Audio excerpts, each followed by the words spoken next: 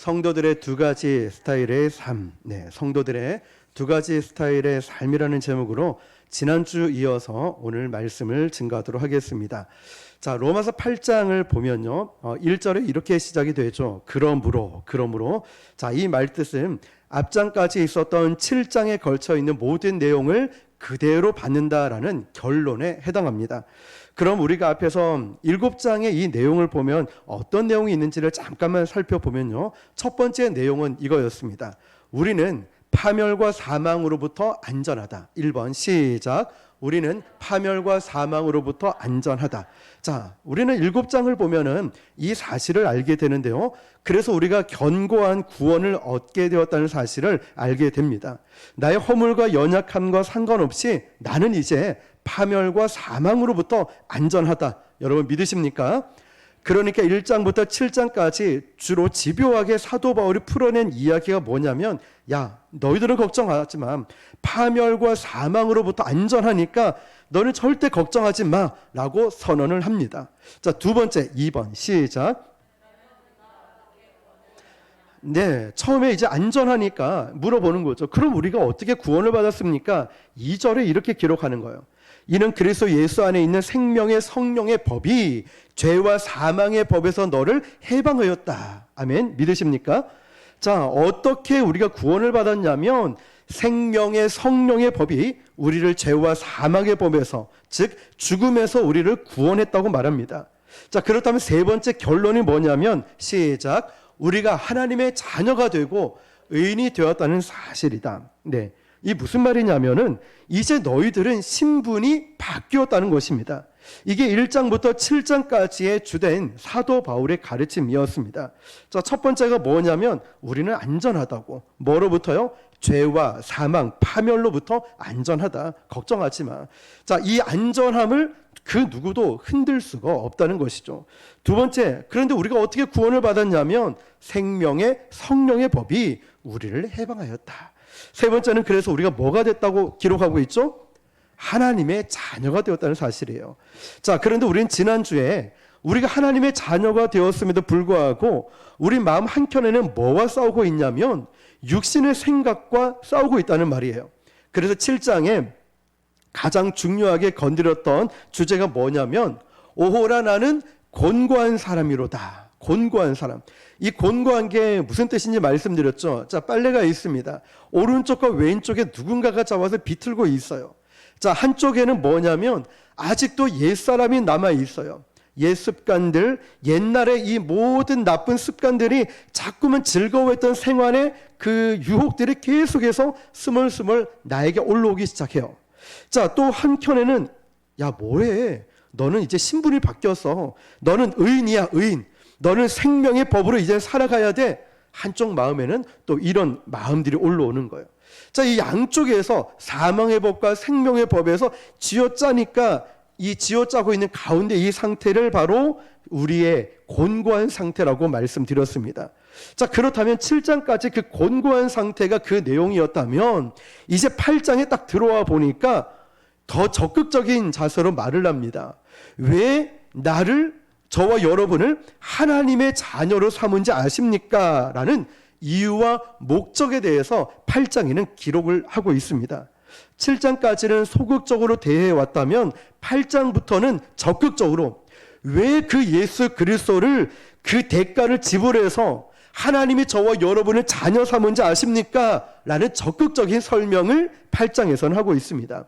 그래서 로마서 8장에 별명들이 여러 가지 있겠지만 그 중에 하나가 뭐냐면은 우리가 반지를 끼죠. 그 반지에 링이 있고 그 위에 보석이 바로 로마서 8장이라는 거죠. 그만큼 중요한 장이 8장이라는 거예요. 자, 그래서 적극적인 설명을 보니까 성령님은 우리 안에 오셔서 첫 번째 하는 역할이 지난주에 뭐라고 했냐면 그 기능이 뭐냐면 그리스도를 가르쳐 주시고 소개하는 일이었습니다. 그래서 성령 충만한 사람들의 특징이 뭐냐면 절대 겸손이라는 거예요. 성령 충만한 사람들은 절대 겸손, 내 이름을 드러내고 내가 했지라고 말을 못한다는 거예요. 왜 그러냐면 성령님의 성품이 그렇기 때문에, 성령님의 성품이 겸손 그 자체이기 때문에 그래요. 성령님은 야, 내가 성령이라는 존재인데 너희들 내가 어떤 존재인지 아니? 야, 까불지 마. 나는 이런 존재야. 라는 그 말씀하시는 성령님이 아니라 자기를 가능한 한 철저하게 숨기시고 그리스도를 소개하는 분이십니다. 하나님이 어떤 분이신지를 계속 알려주시는 분이셔요. 자, 그래서 그분은, 성령님은 성품 자체가 겸손이라는 거죠. 절대 자기를 드러내지 않아요. 그래서 우리가 성령 충만함을 받았다면은, 정말 내가 성령 충만을 받았다면 나를 드러내지 않아요. 이 목사를 드러내지 않고 나의 업적과 내가 한 일을 드러내지 않아요. 은과 금을 자랑하지 않아요. 나를 구속하신, 구원하신 예수님만 자랑하고 드러난다는 것이죠. 저는 우리 교회가, 저와 여러분들이 그런 교회, 성도가 되기를 축복합니다. 나를 드러내는 것이 아니라 예수님만 드러내는, 내게 가진 은과 금은 없지만 내 안에 계신 예수님만 자랑하기를 축복합니다. 이게 바로 성령 충만을 받은 사람의 첫 번째 표지입니다. 왜 성령님이 그 일을 위해서 일을 하실까? 성령님의 내주하시죠. 우리 가운데. 그래서 우리 모두 다 오늘 약속의 말씀처럼 그리스도의 사람이 되었다는 거예요. 9절 말씀 보니까요, 만일 너희 속에 하나님의 영이 거하시면 너희가 육신에 있지 아니하고 영에 있나니, 누구든지 그리스도의 영이 없으면 그리스도의 사람이 아니니라. 아멘. 자, 그리스도의 영이 있으면 그리스도의 사람인 거예요. 그리스도의 영, 하나님의 영이 있다는 거죠. 자, 그러면 오늘 볼 말씀은 그리스도의 사람에서 어떻게 바뀌는지, 로마서 8장 10절에서 14절 말씀을 한 절씩 교독해 보겠습니다. 제가 먼저 봉독합니다. 또 그리스도께서 너희 안에 계시면 몸은 죄로 말미암아 죽은 것이나 영은 의로 말미암아 살아있는 것이니라.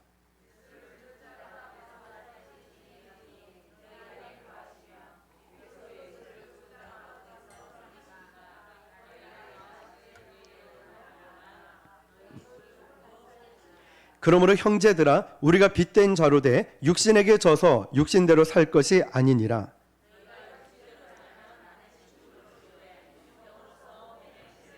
함께요. 무릇 하나님의 영으로 인도함을 받는 사람은 곧 하나님의 아들이라. 아멘. 자, 9절을 말씀 보니까 그리스도의 영이 없으면 그리스도의 뭐가 아니라고요? 사람이 아니라고 노란 글씨 나와 있죠. 사람이라는 표현을 했습니다. 기억하십시오. 자, 그래서 우리는 그리스도의 영이 있기 때문에 그리스도의 사람이 되었습니다. 그런데 오늘 14절 본문을 보니까 뭐라고 이 표현이 달라졌냐면, 무릇 하나님의 영으로 인도함을 받는 사람은 곧 하나님의 뭐라고요? 아들이라고 되어 있죠. 14절에. 자, 다시 한번 읽어볼까요? 시작. 무릇 하나님의 영으로 인도함을 받는 사람은 곧 하나님의 아르트니라. 아멘. 표현이 뭐로 바뀌었죠? 아들로 바뀌었습니다. 왜 아들이라는 남성적인 표현을 썼을까요? 어떤 여자분들이 들으면, 아니, 목사님 왜 이 성경책은 아들만 강조하는 거예요? 라고 혹시나 생각할 수도 있어요. 그런데 여러분, 여기에는 중요한 이유가 있습니다. 성경은 남녀 차별을 두기 위해서 이 표현을 쓴 것이 아닙니다. 물론 자녀라는 표현을 쓸 수도 있겠죠. 그런데 중성적, 중립적인 표현을 쓰지 않았습니다. 확고하게 아들이라는 표현을 썼습니다. 물론 이 아들이라는 표현 속에 우리는 이렇게 알아듣죠. 뭐 아들, 딸 다 포함한 거 아니냐. 그런데 중요한 건 이 단어를 우리가 살펴볼 필요가 있어요. 왜 아들이라고 표현을 썼냐면 이유는 한 가지입니다. 이 당시에 상속은 누구에게만 해당이 됐냐면 아들만 됐기 때문에, 모든 상속은 아들만 됐습니다. 그래서 이 아들이라는 표현을 썼는데요, 그리스도의 사람을 이 속에 포함을 시켰다는 뜻이 뭐냐면, 여기서 아들이냐 사람이냐 이걸 보기 전에 이 아들이라는 표현 이꼴 뭐가 되냐면 상속자가 된다는 거예요. 상속자를 강조하기 위해서 아들이라는 걸 썼습니다. 단어를. 그러니까 그리스도인은, 우리는 이걸 명확하게 알아야 되는 겁니다. 성경책에 꼭 표시를 해놓으십시오. 아들 이꼴 상속자. 일반적으로 그리스도인들이 이런 생각에 머무는 분들이 있습니다. 모든 게 하나님의 은혜지, 우리는 은혜로 구원을 받았으니까 그냥 신앙생활이라는 건 은혜를 갚는 것 아니냐. 네, 틀린 말은 아닙니다. 그런데 조금 소극적인 표현이겠죠. 이거는 은혜 갚으면 살아가야 됩니다. 맞아요. 그런데 단순히 우리 신앙 생활이 하나님의 은혜를 갚는 행위로 전부 끝나느냐? 그렇지가 않다는 것이죠. 하나님의 은혜만 갚느냐? 이게 아니라는 거예요. 성경을 자세히 보면은 왜 그리스도인을, 왜 저와 여러분을 아들이라는 표현에 묶어 놓았을까요? 자녀라는 표현을 쓰지 않고 여기에는 분명히 어떤 개념이 강조되어 있다 했죠? 상속이라는 개념. 자, 상속. 자, 15절을 읽어볼게요. 시작. 너희는 다시 영을 받지 아니하고 양자의 영을 받았으므로 우리가 아빠, 아버지라고 부르짖느니라. 아멘. 여기에 무슨 영을 받았다고 했죠? 양자의 영을 받았어요. 양자의 영을 받았으므로 우리가 뭐라고 불러요? 아빠, 아버지라고 불러요. 여기 아주 본질적인 대목, 오늘의 핵심 포인트가 여기에 담겨져 있어요. 로마 시대 때는요, 양자법이 굉장히 중요했습니다. 특별히 그 시대 자체가 이제는 로마 제국을 확장해 나가고 있는, 제국주의가 팽창해 가고 있는 아주 중요한 정책이 있었어요. 그게 뭐냐면 이제 이 양자법을 통하여서 대를 이어가게 만들었다는 거죠. 그래서 이 로마 시대의 모든 장군들은 아들을 놓기만 하면은 모두 다 무사를 시켰어요. 쉽게 표현하면 장군을 만들었다는 거예요. 그래서 아들을 낳으면은 자기 대를 이어가기 위해 국가의 이 리더가 되도록 철저하게 교육을 시켰어요. 스파르타식으로 교육을 시키고 무술도 연마하게 만들었어요. 그런데 한번 생각해 보세요. 애들이 태어나면 모두가 다 그런 자질과 리더십을 갖고 소질을 갖고 태어날까요? 그렇지가 않죠. 우리 꼭 태어나면 나의 못난 걸, 부족한 걸 어찌 그리 똑같이 닮았는지 몰라요. 좋은 거 좀 닮으면 되는데 안 좋은 거만 쏙 빼닮은 게 참 이 마음이 답답할 때가 있어요. 그렇다고 내 마음대로 바꿀 수도 없고, 그렇다고 때린다고 되는 것도 아니고, 참 우리 아들도 아빠 얼굴 반만 따라왔어도 어디 가서 먹고 살기엔 문제 없을. 예. 자, 좀 웃으시라고. 무서워요, 얼굴이. 자, 보세요. 우리 아들들이 다 그렇게 태어나지 않지 않습니까? 태어나다 보면 부실한 아들도 있고요. 키가 조그매질 수도 있고 왜소하고 내성적인 아들이 있고, 그런 반면에 아주 장군감 있고 엘리트 같은 아들이 태어날 수도 있다는 거죠. 자, 그런데 어떤 그 장군이 어떤 집안에 아들이 태어났는데 영 쓸모없는, 영 얘는 소질이 맞지 않는 이런 아들이 태어날 수 있어요. 그러니까 이 장군이 고민에 빠진 거예요. 그 결론을 어떻게 선택했냐면 양자를 택하게 됩니다. 그래서 종들 중에, 노예 중에 아주 몸이 튼실하고 머리도 똑똑하고 그리고 참 괜찮아 보이는 튼실한 종과 노예 중에 이 아들을 선택을 해요. 그래서 뭐로 만드냐면 양자로 만든다는 거예요. 그래서 이 양자에게 장군의 모든 대를 이어갈 수 있도록, 이 길을 걸어갈 수 있도록 모든 상속을 물려주기 위해서 이 아들, 양자로 삼은 아들에게 바로 가정교사를 붙입니다. 갈라디아서는 가정교사를 뭐라고 표현하고 있냐면 몽학 선생이라고 표현을 합니다. 가정교사라는 뜻이죠. 자, 그때부터 가정교사가 붙어서 이 양자로 삼은 아들을 철저하게 교육과 훈련을 시킵니다. 장군감으로 만들어 간다는 거죠. 자, 이 표현을 오늘 성경에 보면 그 역할을 누가 했을까요? 성령님이 하시는 거예요. 성령님이 우리 가운데 딱 달라붙어서 너는 부족하고 너는 연약하지만 내가 딱 붙어서 성령께서 우리를 어떤 생각으로 어떻게 이끌어 가실지 내주하셔서 그리스도의 사람으로 하나님의 아들로 만들어 간다는 거예요. 자, 칼은 이렇게 쓰는 것이고 이럴 때 어떤 판단을 해야 되는 것이고 공부는 어떻게 해야 되는 것이고 리더십은 어떻게 출발해야 되는 것이고 이런 걸 전문적으로 가르쳐 주신다는 거예요. 그래서 아버지의 뒤를 이을 양자로 상속자가 되게 만들어 주시는 거예요. 자, 양자는 바로 이런 개념인 거예요. 다시 말하면 친아들과 똑같은 거예요. 친아들과 똑같이 양자로 삼아 주시는 거예요.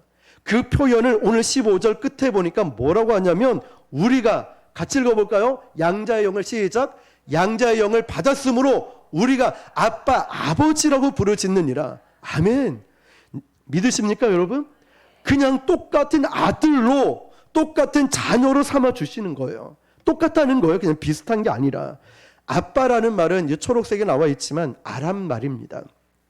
아람 말이 아빠라. 이 한국말하고 거의 똑같죠. 이거는 아버지를 가장 친밀감 있게 부를 때 쓰는 호칭이죠. 희한하게 발음이 비슷합니다. 아빠, 아버지. 초등학교 다니는 아들이 아버님 이러면 좀 어색하지 않습니까? 뭔가 거리감이 좀 느껴지지 않을까요? 자, 아빠라고 부르는 이 친밀감 말이죠. 아들과 아버지하고 친구처럼 친밀감 있게 지내는 게 요즘은 참 중요하다고 합니다. 그래서 요즘 아빠와 아들들이 친구 같은 아빠, 친구 같은 아들, 이 관계가 가장 이상적인 관계라고 합니다. 그러다 보니까 요즘 애들이 맘먹으려고 그래요. 이상적인 관계가 아니라 이상한 관계가 돼가지고 요즘 막 맘먹으려고 그래요. 요즘 우리 주일학교 많이 부흥되잖아요. 그래 있다 보니까 저 목사님 이렇게 가보니까 저기 헌금 봉투 좀 갖다 주세요. 그걸 갖다 줬어요. 막 라면 먹고 있어요. 점심 때. 목사님 잠깐만 와보세요. 무슨 일이니? 가보니까 저 방에 핸드폰 좀 갖다 주세요. 이상한 관계가 돼버렸어요. 이상적인 관계가 아니라 요즘 너무 그래 돼버렸어요. 자, 하나님의 자녀가 되면 하나님과의 이 친밀감으로 다가서도록 모든 권한이 부여된다는 거죠. 그래서 양자라는 말 속에 이 뜻이에요. 아들로 두다. 아들로 뒀다는 것이죠. 양자라는 말은 아들로 뒀다는 거예요. 그래서 우리는 하나님의 아들이 되었다는 거예요. 아들 속에는 상속이라는 개념을 이렇게 소개하고 있어요. 17절입니다. 시작. 자녀이면 또한 상속자 곧 하나님의 상속자요 그리스도와 함께 한 상속자니 우리가 그와 함께 영광을 받기도 위하여 고난도 함께 받아야 할 것이니라. 아멘. 자, 이제 우리에게는 옛날 주인보다 더 좋은 주인이 생겼다 이런 게 아닙니다. 옛날에는 우리를 강제하고 억압하고 감시하고 룰을 만들어서 우리를 정죄하고 사망과 파멸의 길로 몰아갔던 주인이 있었습니다. 그런데 우리는 새로운 주인, 그 주인과는 비교할 수 없는 인격이나 성품 면에서 전혀 다른 이런 새로운 좋은 주인이 아니라 여기 성경에서 말하고 있는 거는 좋은 주인, 이상적인 주인, 새로운 주인 이게 아니라는 거예요. 뭘까요? 우리에게 누가 생겼다고요? 아빠, 아버지가 생긴 거예요. 양자가 된 거죠. 아들로 된 거고 우리에게는 새로운 주인이 아니라 아버지가 생겼다는 거죠. 그래서 그리스도인은요, 성도라고 살아가는 저와 여러분요, 더 좋은 주인이 아니라 더 좋은 훌륭한 주인이 생겼다는 것이 아니라 나에게 누가 생겨요? 아버지가 생겼다는 거예요. 아버지.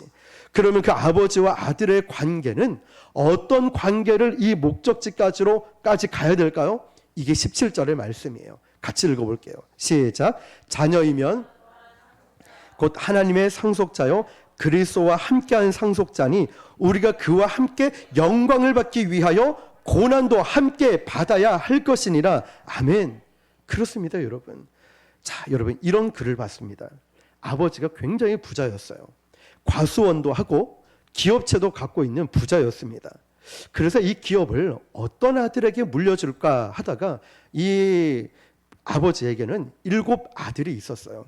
이 아들들을 과수원에 다 보냈어요. 그래서 풀어놓고 그 과수원에서 이 아버지가 아들들이 뭐 하고 있나 시찰하듯이 한번 쭉 둘러본 거예요. 그런데 한 아들을 보니까 사과나무 아래에서 그 푸대자루 큰 걸 가져와서 나무 작대기로 막 사과를 떨어뜨리더니 푸대자루에 사과를 막 주워 담고 있는 거예요. 그래서 아버지가 묻는 거예요. 아들아, 너 여기서 뭐 하고 있니? 아버지, 이거 다 내 거 아니에요? 내 거니까 막 주워 담는 거예요. 그래, 너 말이 틀린 건 아니야. 그러면서 이 푸대자루에 계속 이 사과를 담고 있는 거예요. 다 가져가라, 다 가져가. 그리고 이 아들은 사과를 다 짊어지고 트럭에 실어서 그 자리를 떠났어요. 또 한 바퀴 돌다 보니까 한 군데 가보니까 다른 아들 녀석은 뭘 하고 있냐면 거름더미 안에서 소똥도 치우고 닭똥도 치우고 개똥도 치우고 막 이렇게 똥을 치우면서 퇴비를 만들고 있는 거예요. 그리고 아주 이 종들이 할 수밖에 없는 허드렛 일들을 냄새나고 힘든 일들을 한 아들이 다 주워 담고 쓸고 일을 하고 있는 거죠. 얼굴을 새까맣게 타가지고 땀을 뻘뻘 흘리면서 그 허드렛 일을 하고 있는 거예요. 그 아버지가 이 녀석이구나. 이 아들에게 물려줘야 되겠구나. 이러면서 이 아들에게 과수원 경영권을 다 넘겨줬습니다. 그러면서 이 아들이 아주 행복하게 잘 살았다. 뭐 뒤에는 다른 내용 있지만 그런 결론이에요. 뭘까요? 그 아들은 알고 있다는 거예요. 뭘 알까요? 아버지가 이 과수원의 경영을 위해서 우리에게 이 과수원을 풀어놨다는 걸 아들은 알았던 거예요. 그리고 이 아들이 뭘 알고 있었냐면 허드렛 일, 걸음 치우는 일, 퇴비를 만드는 일부터 가장 힘든 일부터 해야 한다는 사실을 이 아들은 알았다는 거예요. 그러니까 여러분, 허드렛 일을 모르고 절대 과수원을 맡아서 경영을 할 수 있을까요? 그렇지 않다는 거죠. 하나님의 일도요, 처음부터 앞에 드러나서 뭐 설교를 한다거나 아니면 그 대단한 일을 한다거나 그런 사람 많지 않아요. 거의 허드렛 일부터 청소부터 어려운 일부터 하다 보니까 이런 것도 저런 것도 하게 되고 하나님이 맡기셨다는 것이죠. 이 아들은 바로 그 경영을 알았다는 것이죠. 그것을 알아야 사람을 부릴 수 있기 때문이죠. 그러니까 아들에게 이 아버지는 경영권을 넘겼다는 거죠. 사랑하는 성도 여러분, 사람들에게, 성도들에게는 두 가지 오늘 제목처럼 스타일의 삶이 있습니다. 한 가지가 뭐냐면 하나님 나라를 바라보고 그 경영권, 상속권을 바라보면서 이 땅에서 겪는 고난을, 영광을 바라보고 달게 받는 상속자가 있고, 어떤 한 성도는 지금 당장의 열매만 급급해가지고 챙겨서 가는 삶의 성도가 있다는 거죠. 결론입니다. 여러분은 어떤 삶을 사시겠습니까? 지금 힘들어도 억울해도 지금은 너무 고달파도 하나님의 영광을 바라보고 그 상속을 바라보고 언젠간 나에게 경영권을 주시고 언젠간 나에게 상속권을 주시고 언젠간 나를 쓰실 걸 바라보고 지금의 고난을 기쁨의 면류관 영광을 바라보고 헌신하고 순종하느냐, 아니면 지금 모든 영광을 취하고 내가 돌아가 버리냐, 이건 우리의 선택에 달려 있다는 것이죠. 저는 저와 여러분들이 지금 당장에 어렵고 힘들어도 이 아들처럼, 한 아들처럼 허드렛 일을 다 감당하더라도 하나님 때가 되면 우리를 높여주실 것이고, 하나님 때가 되면 우리를 써주실 것이고, 하나님 때가 되면 우리를 놀라운 일에 하나님이 사용해 주실 것을 믿으시길 바랍니다. 당장의 열매가 없어도 말이죠, 당장의 결과가 없어도 하나님은 우리를 쓰시지 않는 게 아닙니다. 하나님은 저와 여러분을 포기한 것이 아니라는 것이죠. 우리를 지켜보면서, 우리를 돌보시면서, 우리에게 숨고르게 하고, 우리를 지켜보시면서 힘을 기르게 하시고, 다시 한번 영적인 체력을 기르게 하시고, 다시 한번 기도가 회복되게 하시고, 말씀이 회복되게 하시고, 찬양이 회복되고, 기도와 감사가 회복되게 만드시면서, 자, 됐구나, 내가 이제 이것도 너에게 맡기리니 너에게 기쁨이 충만할 거라고 인정해 주시는 것입니다. 우리에게 펼쳐질 여러 일들이 앞으로도 있을 것입니다. 그때 여러분, 우리는 하나님의 자녀예요. 양자로 택함을 받았어요. 아들이라는 거예요. 아빠, 아버지라고 부르는 거예요. 이런 삶의 경주 속에 당장에 어렵고 힘들어도 우리는 주님 가신 그 십자가의 좁은 길을 가면서 나의 십자가를 지고 이 길을 갈 때에 하나님은 바로 비로소 그 경영권, 그 영광의 기쁨을 우리에게 주어주심을 믿습니다. 여러분, 이 상속자, 다시 한번 두 가지 삶 가운데 당장에 보이는 열매가 아니라 주님이 주시는 그 기쁨의 면류관을 보고 오늘 하루하루 우리에게 주어진 삶을 살아가시기를 주님의 이름으로 축원합니다. 우리